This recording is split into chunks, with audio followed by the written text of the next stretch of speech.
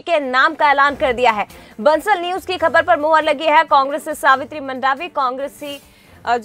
मंडावी को उम्मीदवार बनाया गया है। बता दें आपको कि पहले से ही टिकट की प्रबल दावेदार मानी जा रही थी वो दिवंगत नेता मनोज मंडावी की पत्नी है सावित्री मंडावी, जो कि अब कांग्रेस की ओर से प्रत्याशी होंगी। तो कल नामांकन दाखिल करेंगी सावित्री मंडावी। इधर बीजेपी की ओर से ब्रह्मानंद नेताम जो कि प्रत्याशी बनाए गए हैं, बंसल न्यूज से उन्होंने खास बातचीत की थी। दोनों ही उम्मीदवार कल नामांकन भरने पहुंचेंगे। भानु प्रतापपुर पे 5 दिसंबर को मतदान होना है सीट पर।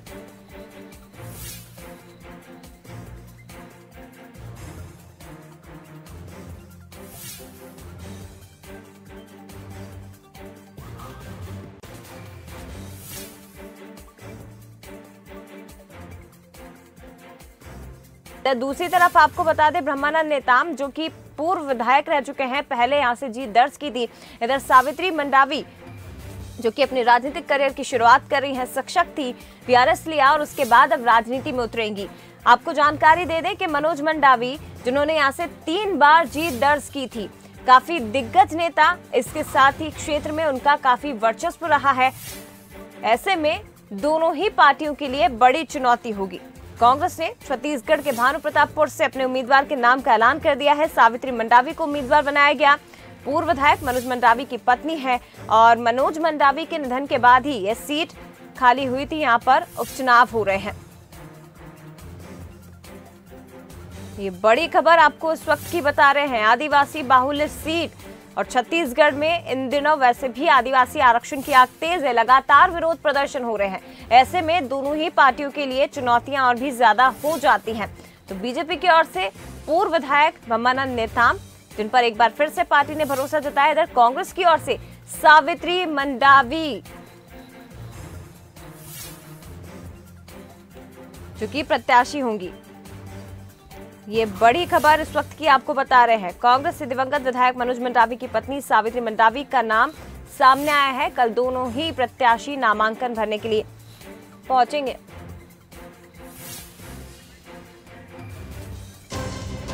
पार्टी ने सावित्री मंडावी पर विश्वास जताकर उनको यहां प्रत्याशी बनाया हुआ है और हमारे साथ सावित्री मंडावी भी से मौजूद से बात करेंगे। मैडम, लगातार हालांकि हम तो खबर दिखाई रहे थे कि आपका नाम सबसे ऊपर, अब आपको कांग्रेस पार्टी ने प्रत्याशी बना दिया है, कैसे देखते हैं इसे?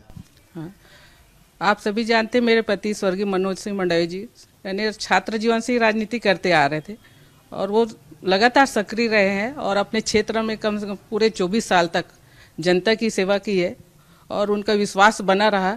तो इसी कारण कांग्रेस पार्टी ने मुझे अपना टिकट दिया है। तो मैं जो है सभी जितने भी हमारे राष्ट्रीय अध्यक्ष हैं, श्री मल्लिकार्जुन खड़गे जी हो गए, हमारे आदरणीय सोनिया गांधी जी, आदरणीय राहुल गांधी जी, आदरणीय प्रियंका गांधी जी और हमारे प्रदेश के मुखिया माननीय श्री भूपेश बघेल जी और हमारे छत्तीसगढ़ के जो प्रभारी है माननीय पीएल पुनिया जी और कांग्रेस के हमारे मोहन मरकाम जी, सभी का तहे दिल से धन्यवाद करती हूँ। और जितने भी हमारे कांग्रेस के कार्यकर्ता हैं, परिवार हैं, जितने भी कांग्रेस के परिवार हैं और भानु प्रतापपुर क्षेत्र के विधानसभा के जितने भी कार्यकर्ता हैं, उनका सभी का मैं तहे दिल से बहुत ही आभारी हूँ और उनको विश्वास दिलाती हूँ कि मैं जो भी इनके अधूरे काम है उनको सब पूरा करने की कोशिश करूँगी। मैडम, हमने देखा है कि मनोज मंडावी जी क्षेत्र के लिए काफ़ी लोगों की मदद करते थे और सरकार से लड़ते भी थे कि मेरे क्षेत्र में यह काम होना चाहिए और लगातार काम किए भी हैं। हालांकि अगर हम आपकी बात करें तो राजनीति से काफ़ी दूर रहे हैं, आप राजनीति में नहीं रहे, लेकिन ऐसी परिस्थिति बन गई कि आपको राजनीति में आना पड़ा। कैसे फेस करेंगे ये पूरी राजनीतिक दौर? अभी शादी जब से हो के आई तो 24 साल हो गए इनके साथ रहते रहते, तो बहुत कुछ सीख गई इनके साथ रहते रहते। ये लगातार सक्रिय रहे अपने पूरे क्षेत्र में, तो बहुत कुछ इनके बारे में जानती हूँ और इनके कार्य करने का तरीका जो भी है सब बहुत अच्छे से मालूम है। लगातार सक्रिय रहे हैं और जितने भी इनके काम है सभी काम को इनको देखी हूँ।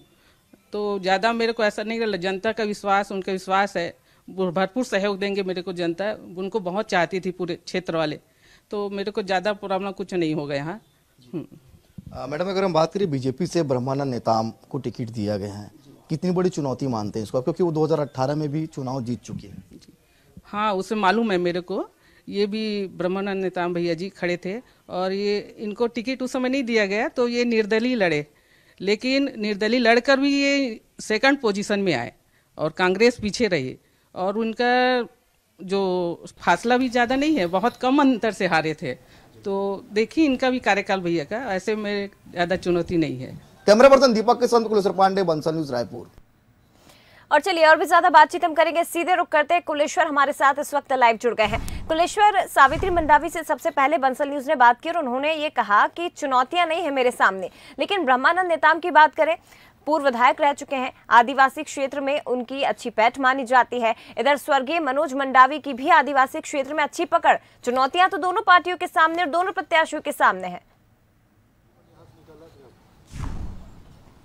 देखिए बिल्कुल ये उपचुनाव जो है काफी दिलचस्प है, क्योंकि सावित्री मंडावी अब कांग्रेस से प्रत्याशी बन गई है, बीजेपी से ब्रह्मा नेताम वो विधायक है जो पूर्व विधायक रह चुके 2008 में बड़ी बहुमत से जीते थे। मनोज मंडावी को हराकर उन्होंने जीत हासिल की थी।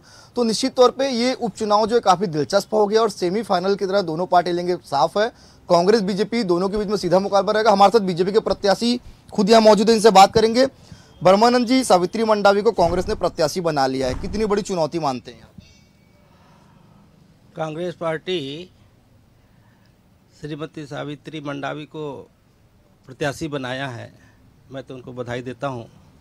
और बहुत जद्दोजहद में कांग्रेस पार्टी जो जद्दोजहद में आज इतनी लड़ाई के बाद, बहुत मंथन के बाद सावित्री मंडावी को प्रत्याशी बनाया है।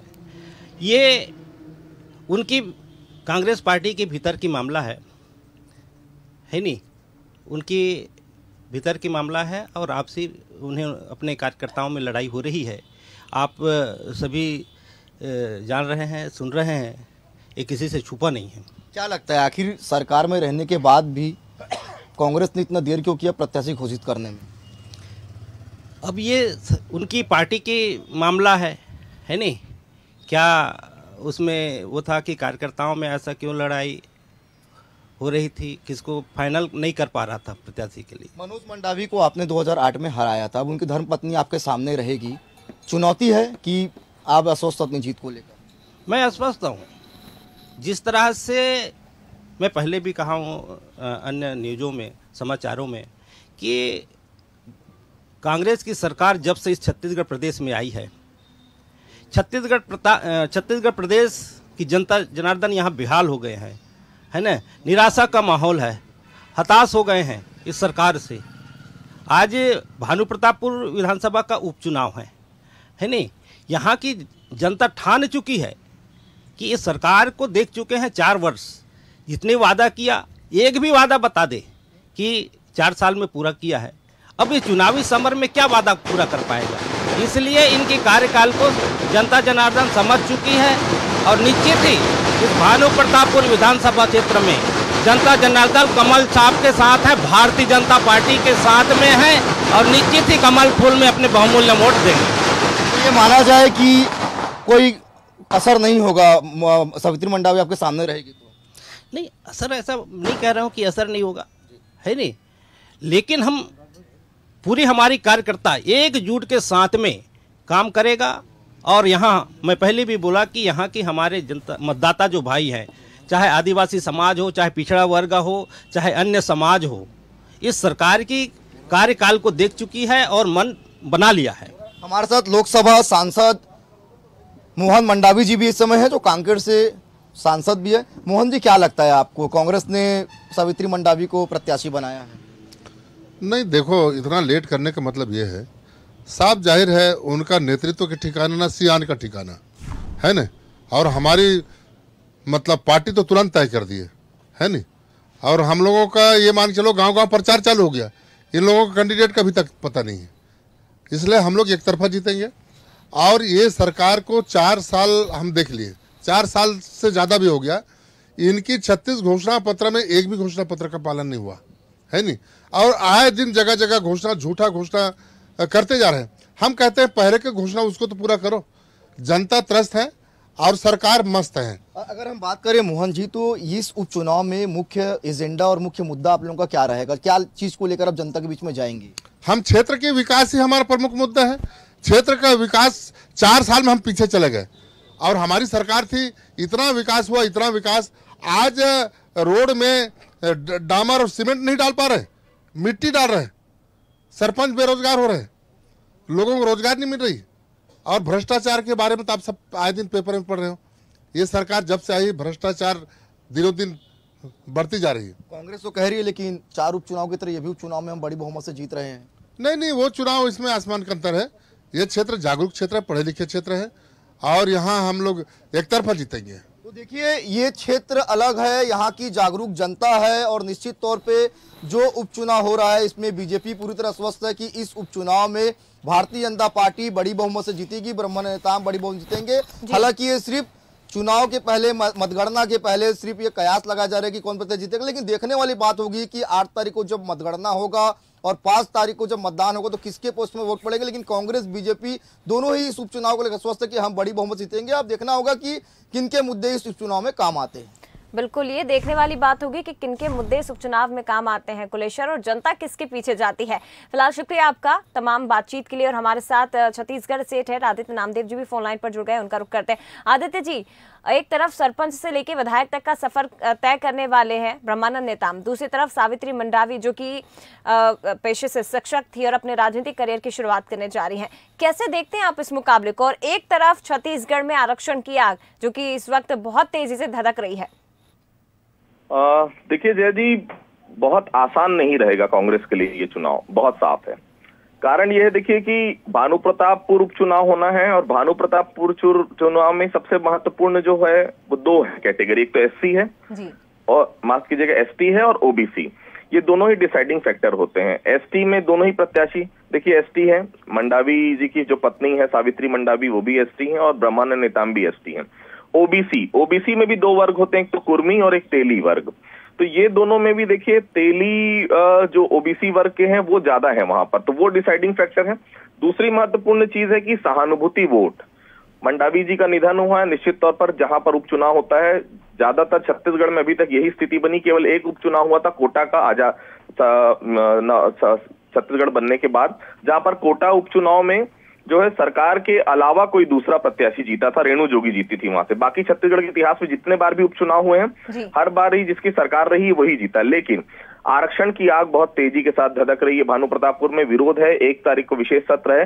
विशेष सत्र में अगर सब कुछ रीस्टेट हो जाता है तो फिजाएं कांग्रेस के पक्ष में आ सकती है।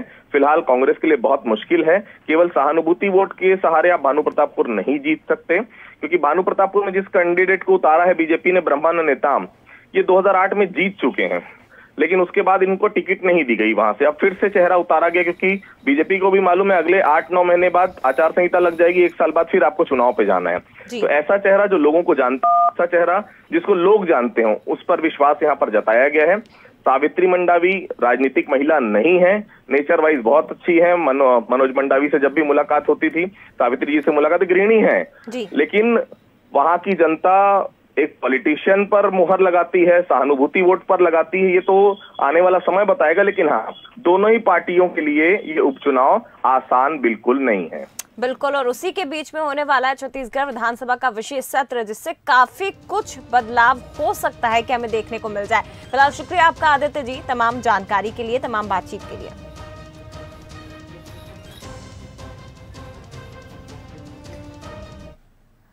और चलिए छत्तीसगढ़ की इस बड़ी खबर के